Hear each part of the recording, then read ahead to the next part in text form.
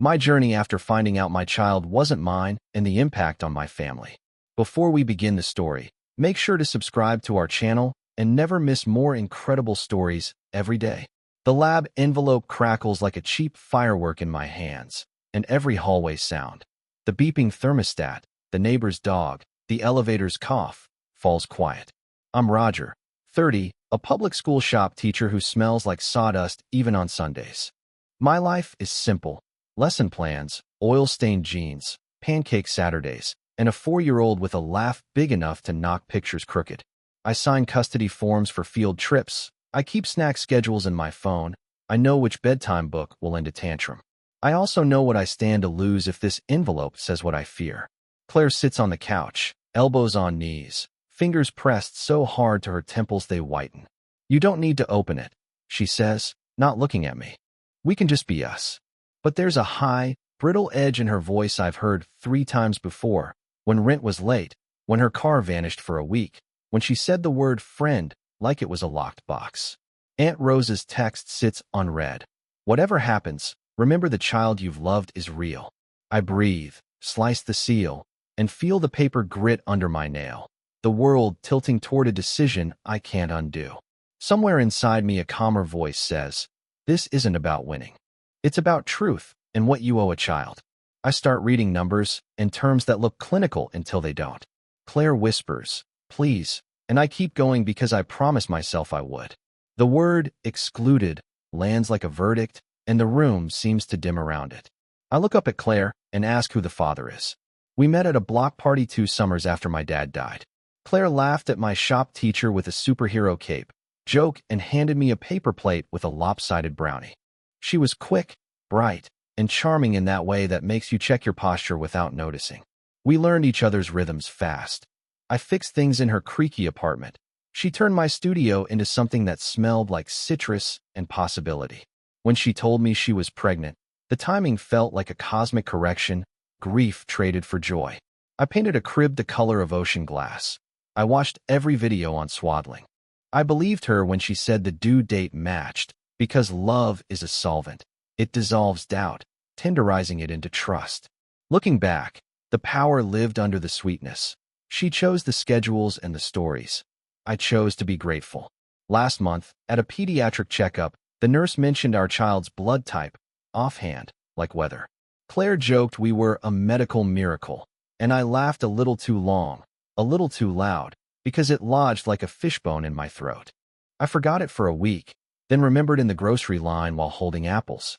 I started spot-checking old photos. Timestamps, shadows, weekends she said she spent with her sister, receipts she asked me to file. None of it shouted, all of it hummed. Tonight, that hum becomes a siren as Claire won't answer my question. If doubt has a smell, it's cold coffee. I sit at the kitchen table with my mug and the test result, watching the condensation crawl down the window. Claire paces, saying this is complicated and not what you think. 3 weeks ago, she changed her phone passcode. She said her email got weird.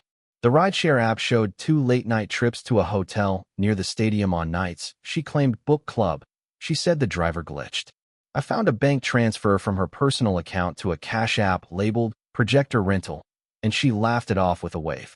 I wanted to be the man who trusts, not the man who snoops, so I folded the questions like napkins and put them away. Still, the blood type comment scratched. Malik, my friend from high school who lives in spreadsheets, told me gently that biology doesn't negotiate. "Facts are just facts, Rog," he said, tapping a chart on his phone with the certainty of a surgeon. "The math either sings or it doesn't." And now the math is silent, and Claire is talking fast about love over technicalities, and I'm thinking about bedtime routines that feel like vows. My phone buzzes. Aunt Rosa again. "If you need a place to breathe, the porch light's on." I glance at the nursery door, cracked open, the tiny sneakers resting by the mat, pointing inward like the house itself wants me to stay. Claire says she'll tell me everything if I promise not to leave. A week before the test, we were at a preschool art night. Popsicle stick frames and googly-eyed turkeys, glue fumes heroic. Another dad joked about hand-me-down jeans, and Claire stiffened like a string pulled too tight.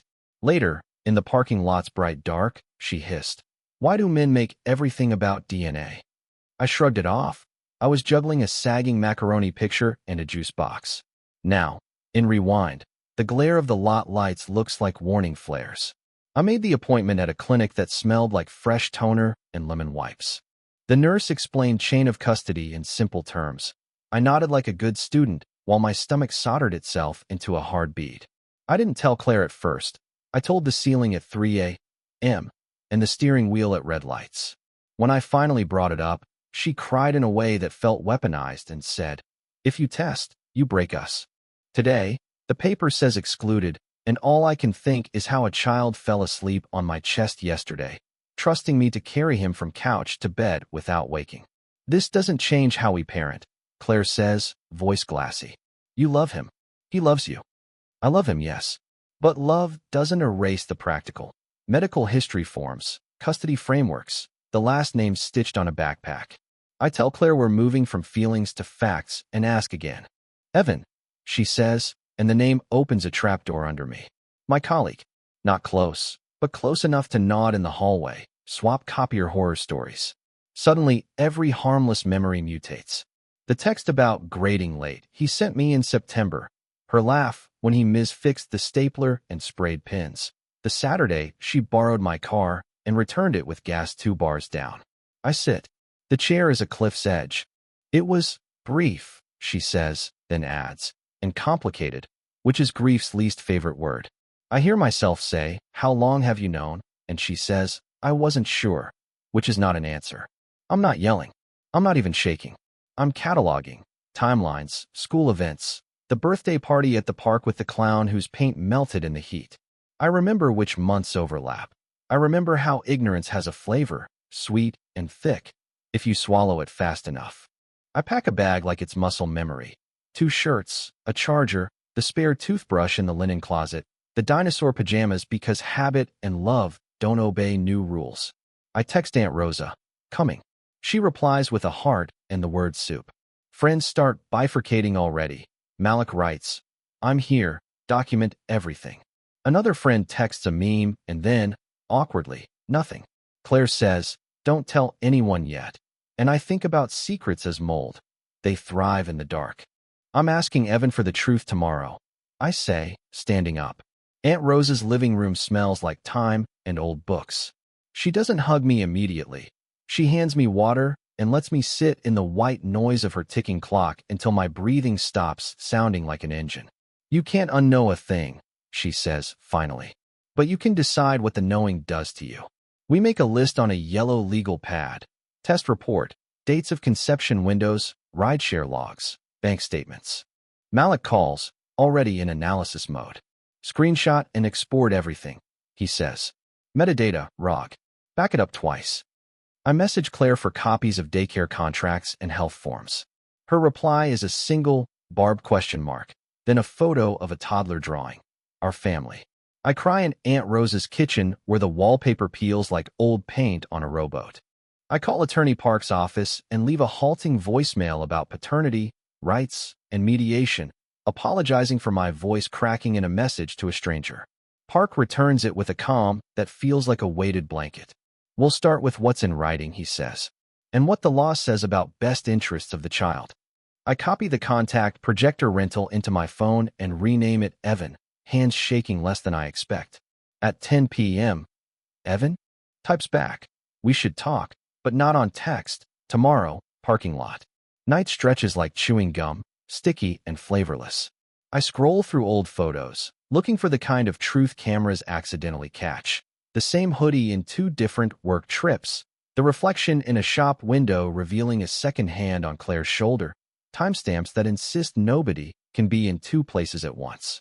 Malik shares a shared folder where we drop files like evidence into a box, receipts, ride logs, screenshots of calendar invites.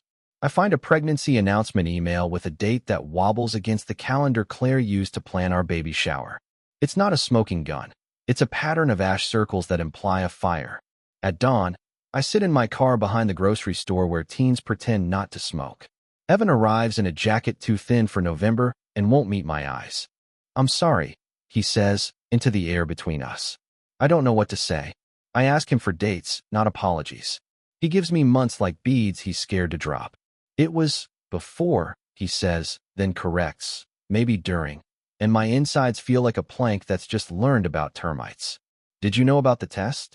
I ask. He looks startled. No, Claire said. He stops. I don't want his story. I want the child's safety. I want clean lines. I want laws to be simple. Evan admits there might be more messages, but they're on a deleted phone. The deleted phone. Of course there's a deleted phone. Claire had an upgrade around the time my memory keeps pausing. A new case, glittery and ridiculous, masking a hard reset. I ask Evan where it went. He shrugs, helpless. She said it bricked. He rubs his eyes. I didn't want this, he says, and I almost laugh because wanting isn't a moral category. Back at Aunt Rosa's, we eat soup while November sunlight staggers over the rug. The who is done, Aunt Rosa says gently. Now you need the why.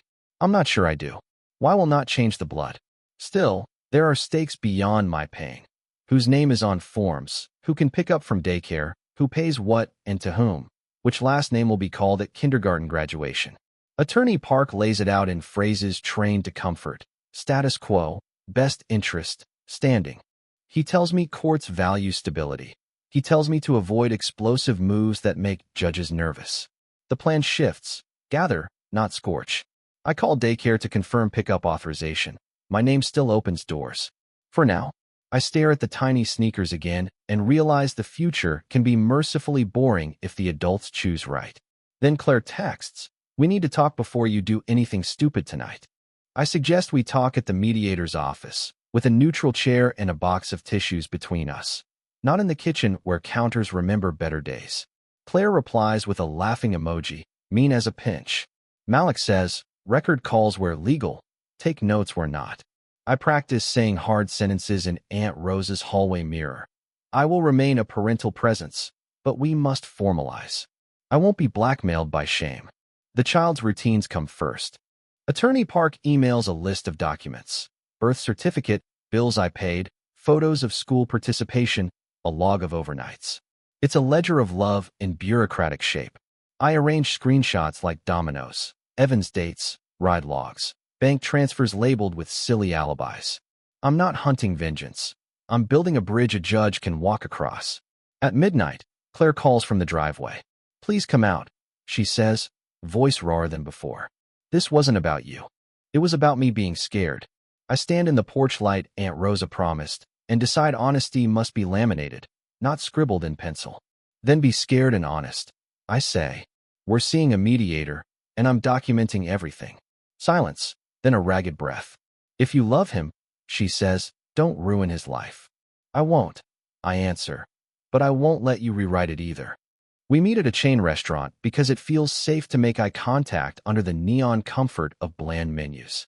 Claire cries without sound for a whole minute, then says, he calls you daddy. He reaches for you. Isn't that the only truth? People at the next booth pretend not to listen. For a moment I soften. The child's morning hair and sticky hands flood me, and the test report folds in my pocket like it might disappear if I press hard enough. Claire leans in. We can fix this if you delete whatever you have, she whispers. My spine goes cold. Fix is doing too much work in that sentence. I start to cave because fatigue is a persuasive lawyer. Then my phone buzzes. A photo from Malik of a time-stamped rideshare to the hospital tour we took together, with her projector rental payment the night before. It's not about punishing, it's about pattern. I straighten. We will fix this by being real. I say, we'll ask for mediation now. You can come with counsel. Her face hardens like wet cement meets sun. If you take this public, she says, people will hate you. I breathe. Aunt Rosa's voice in my head. Protect the child from your war. I slide the mediator's card across, and Claire's hand doesn't move to take it. Attorney Park's office has tidy ferns and a whiteboard where timelines become less terrifying. Narrative is useful, he says, but courts love logs. We pin index cards to dates, ultrasound, hospital tour, first daycare invoice, first birthday party, the week of the glitter phone reset, last month's blood type comment. Park rehearses with me. You'll be asked why you tested, he says. Say, clarity was necessary for medical and legal reasons. We file a petition to establish legal parameters, custody, parenting time, without lighting the house on fire.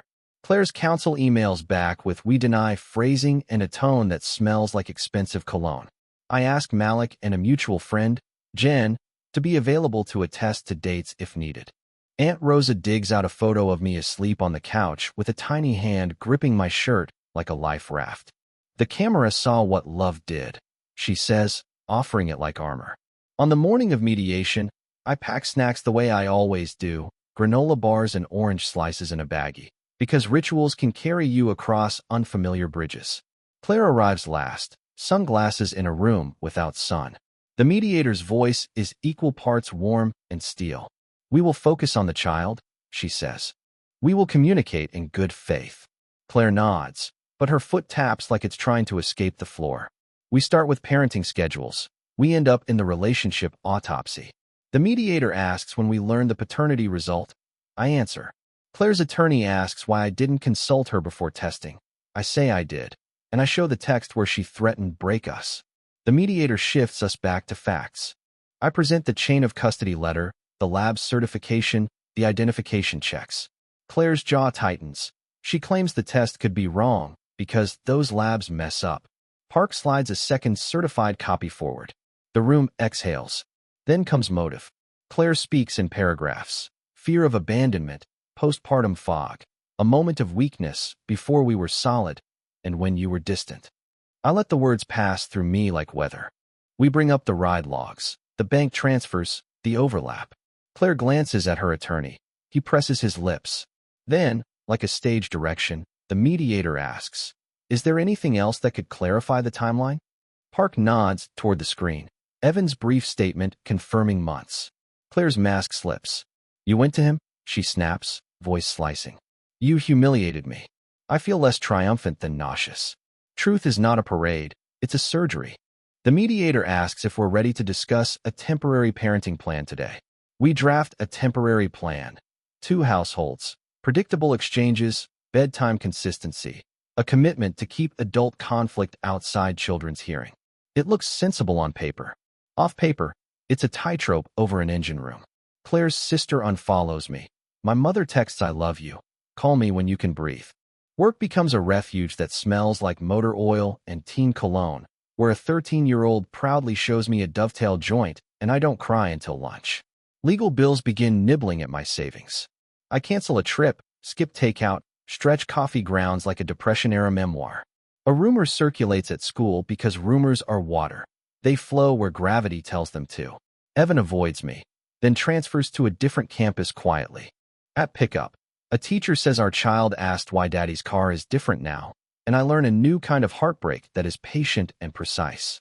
Aunt Rosa comes over on Tuesdays to fold tiny shirts and tell me I'm not the worst thing that ever happened to anyone. I stare at the custody calendar like it's a fragile bridge over a chasm, printed in ink that smudges if you breathe too hard. Claire texts that her lawyer wants to revisit overnights, given the new circumstances. Therapy begins in a small office with a ceramic frog and a box of tissues that looks like a house. I talk about love that isn't biology and biology that isn't love. The therapist says boundaries are love in adult grammar.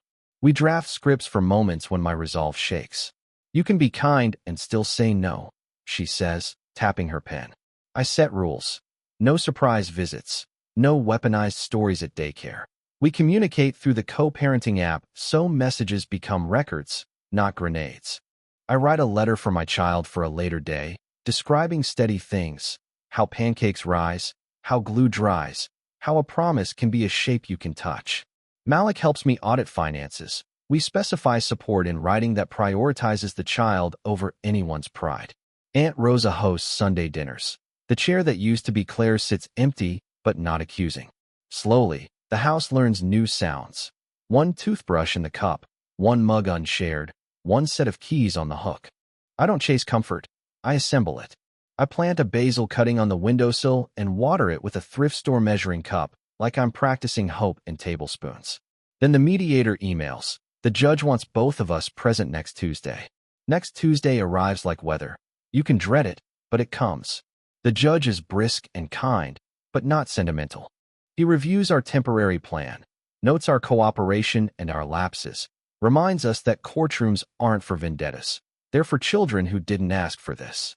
I leave with a schedule that is not what I dreamed, but is livable and, crucially, stable. In the parking lot, November has turned the air thin and clean.